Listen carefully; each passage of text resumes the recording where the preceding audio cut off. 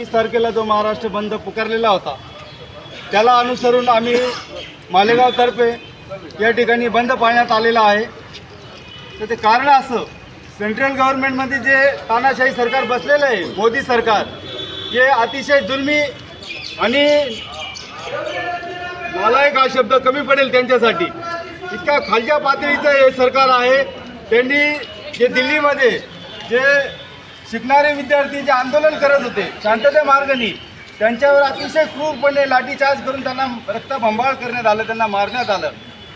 असे त्या ठिकाणी एक विद्यार्थिनी त्या ठिकाणी मरण पावली आहे। ही अतिशय निंदनीय घटना आहे। या घटनेचा आम्ही जाहीरपणे निषेध करतो आणि मोदी सरकारमध्ये जो मंत्री आहे धर्मेंद्र प्रधान यांचा तात्काळ राजीनामा मागण्यासाठी आम्ही या ठिकाणी सगळेजण जमलेलो आहोत।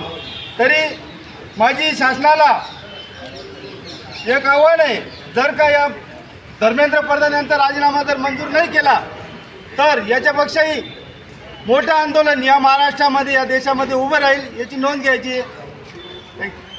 मोदी की ये कायरता नहीं चलेगी, नहीं चलेगी। मोदी तेरी गुंडागर्दी नहीं चलेगी, नहीं मोदी तेरी गुंडागर्दी नहीं चलेगी, नहीं मोदी चलेगी। सरकार कायर है, कायर है, कायर है। आज संपूर्ण देश दिल्लीच्या घटनेवर हळहळ व्यक्त करत असताना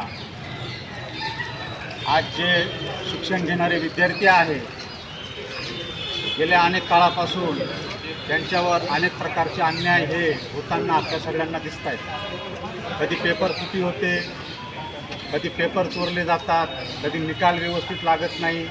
ही जी मनमानी चालू आहे याला हा देशातला विद्यार्थी वैतागलेला आहे। आणि अशातच जे वरती बसलेले शिक्षण मंत्री आहेत, राज्य लेवलला शिक्षण मंत्री आहेत, यांनी योग्य ते निर्णय घेण्याऐवजी राजकारणात आपला पूर्ण वेळ हे घालवताना आपल्याला दिसतं। म्हणून आज संपूर्ण देश यांच्या राजीनाम्यासाठी उभा झालेला आहे। त्यापैकी आपला मालेगाव तालुका हा सुद्धा आज सर्व संघटनांना एकत्र घेऊन या आंदोलनात उतरलेला आहे। मित्रांनो, जर बऱ्याचशाच बंधूंनी, संघटनांनी जाहीर केलेला आहे की धर्मेंद्र प्रधान यांनी जर राजीनामा नाही दिला तर नरेंद्र मोदींचा सुद्धा राजीनामा घेतला जाईल। हा आपण जनता आहोत, आपण त्यांना मतदान केलेलं आहे, त्यांची खुर्ची हिसकावायची ताकदसुद्धा आपल्या जनतेतच आहे। म्हणून आज या सर्व आंदोलनाला, देशभरातील आंदोलनाला व महाराष्ट्रात जिथे आंदोलन होत आहे तिथे तिथे भारतीय मीडिया फाउंडेशनने आपला जाहीर पाठिंबा दर्शवलेला आहे। तरी आज आपलं सगळं हे निवेदन आम्ही दिल्ली ऑफिसला पाठवून PM कार्यालयापर्यंत पोचू अशी शाश्वत मी इथं देतो आणि माझे 2 शब्द संपवतो।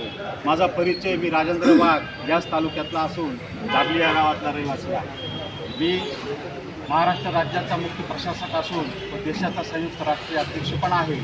त्यामुळे मला आंदोलन करताना माझे जुने मित्र शशिकांत पवार दिसले, आपले उशिरे साहेब दिसले, त्याच्यामुळे मला राहवलं गेलं नाही, म्हणून मी ताबडतोब तिथे आलो आणि इथे जी मीडिया आहे ज्यांनी आपला अनमोल वेळ दिला त्यांचा मी खूप खूप आभारी आहे।